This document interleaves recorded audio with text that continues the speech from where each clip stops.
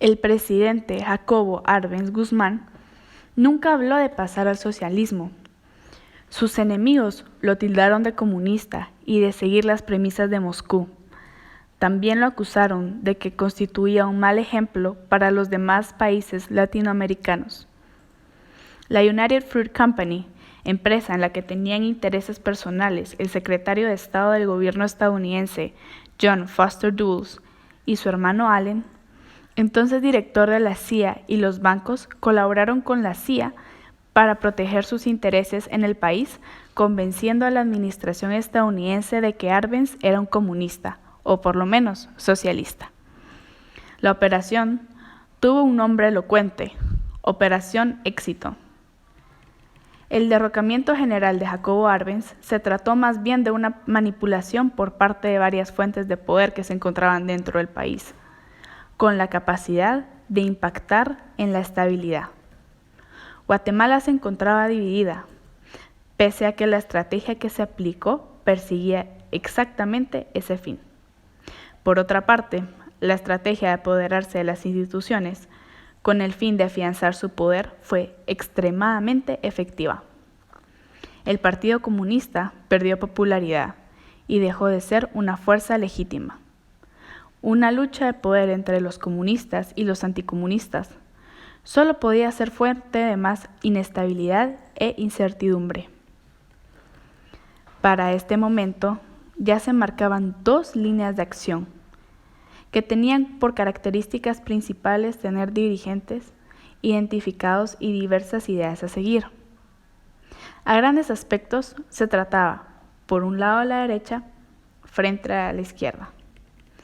El autor de Una Guatemala silenciada, Sabino, explica más adelante que únicamente se trataba de una división con relación al modo de lucha y con respecto a la aplicación de la reforma agraria. Sin embargo, en este proceso se lograron conformar coaliciones que se habían consolidado y representaban las principales ideas del entorno.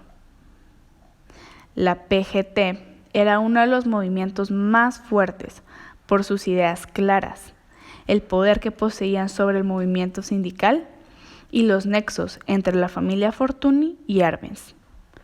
Frente a esta oposición se levantaba otra, menos consolidada, a la que lo único que los unía era el rechazo al comunismo.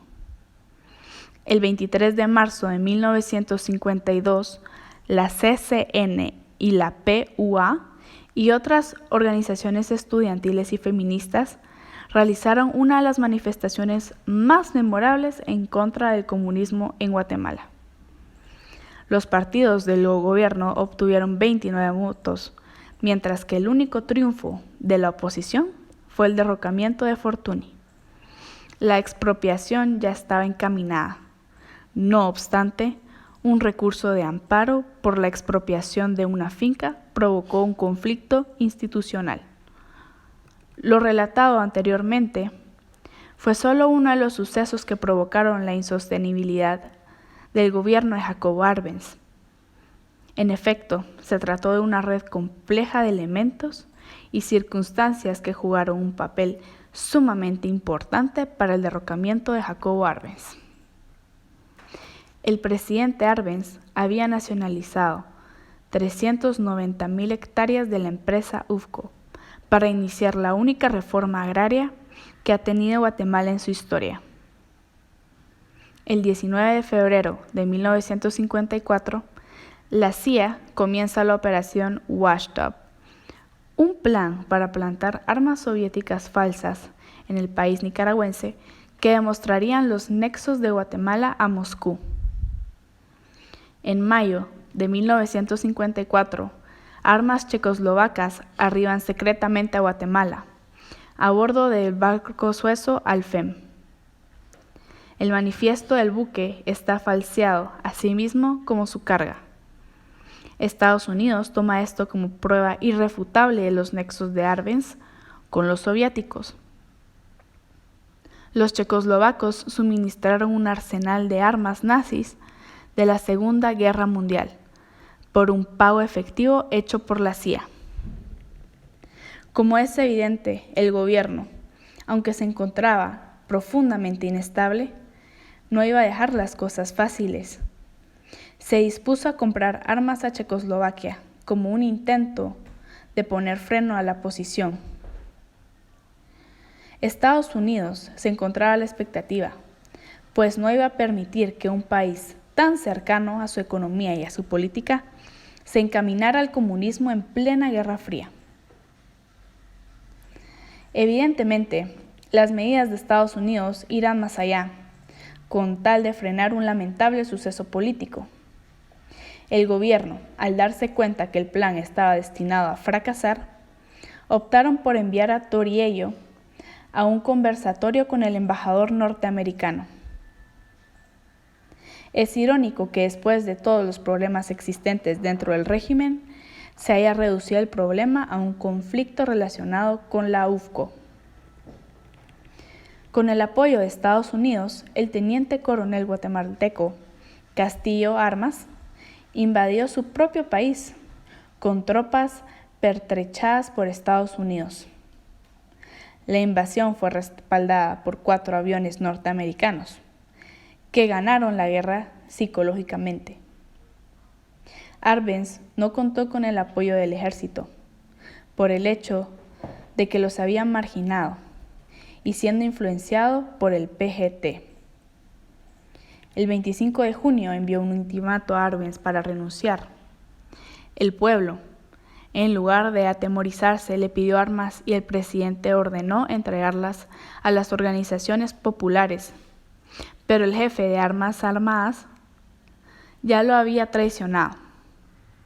Después de una conferencia de ministros de Relaciones Exteriores, ardían en llamas las poblaciones al oriente del país y eran atacados barrios céntricos de la capital.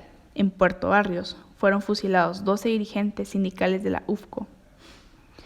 La Embajada de Estados Unidos planteó un segundo ultimato a Arbenz.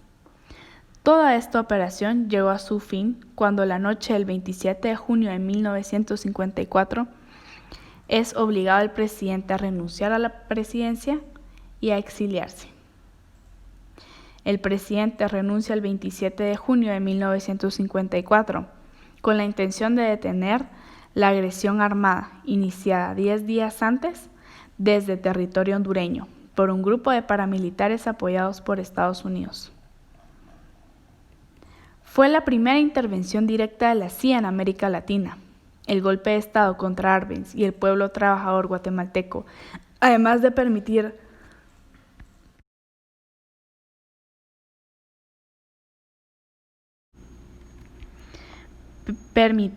mantener intactos los intereses del imperialismo y de la oligarquía, inauguró un prolongado periodo de décadas de terror sangriento contra trabajadores, campesinos pobres, estudiantes, entre otros, que dejó un saldo de cuando menos 200.000 asesinatos y desaparecidos políticos.